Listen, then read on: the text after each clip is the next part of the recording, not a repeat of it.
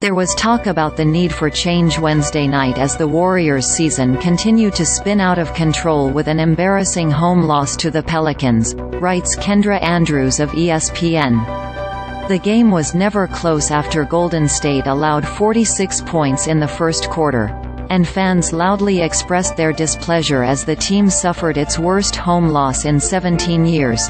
You get to a point where you're trying to explain it, trying to figure out what can change specifically that can help us, Stephen Curry said.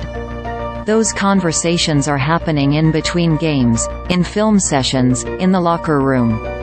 But it's headed in the opposite direction. I don't know what to say about it. We're not used to this vibe around our team. Ellipsis. It all sucks. Andrews points out that after Draymond Green was suspended 4 weeks ago, General Manager Mike Dunleavy Jr said the next 15 to 20 games would determine the course of the season. Wednesday marked the Warriors' 14th straight game without Green, and they've fallen to 12th in the Western Conference standings at 17 to 20. Andrews notes that none of Coach Steve Kerr's lineup changes are working and he appeared to be out of answers after the latest loss. "We are lacking confidence," he said. "You get to a stage where you lose your belief. There's more on the Warriors." Tim Kawakami of The Athletic lays out a blueprint for what the organization might do before the trade deadline arrives in 4 weeks. Kawakami expects management to remain committed to Curry as the centerpiece of the team, with a goal of finding the right pieces to go around him for next season.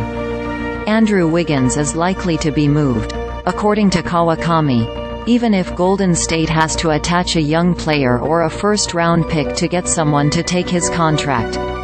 He adds that the organization would prefer to hold onto its prospects, but Moses Moody, Jonathan Kuminga, Brandin Podziemski and Trayce Jackson-Davis are all looking like complementary players rather than future stars. Kawakami also suggests that the front office might be willing to gamble on a deal for Toronto's Pascal Siakam if they don't have to part with Kuminga, or they may seek a reliable big man to change their style of play.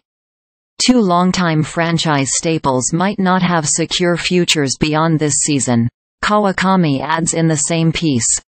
He expects the Warriors to let Klay Thompson play out his contract and see if they can agree to terms in free agency this summer, and he speculates that the organization may no longer be counting on Green long-term after this year's suspension issues. Erik Spoelstra's 8-year extension in Miami could affect negotiations with Kerr this offseason, states Letourneau of the San Francisco Chronicle. He observes that Kerr is in position to demand a higher annual salary than the Heat gave to Spoelstra, but it's not clear if management will be on board considering the team's current trajectory.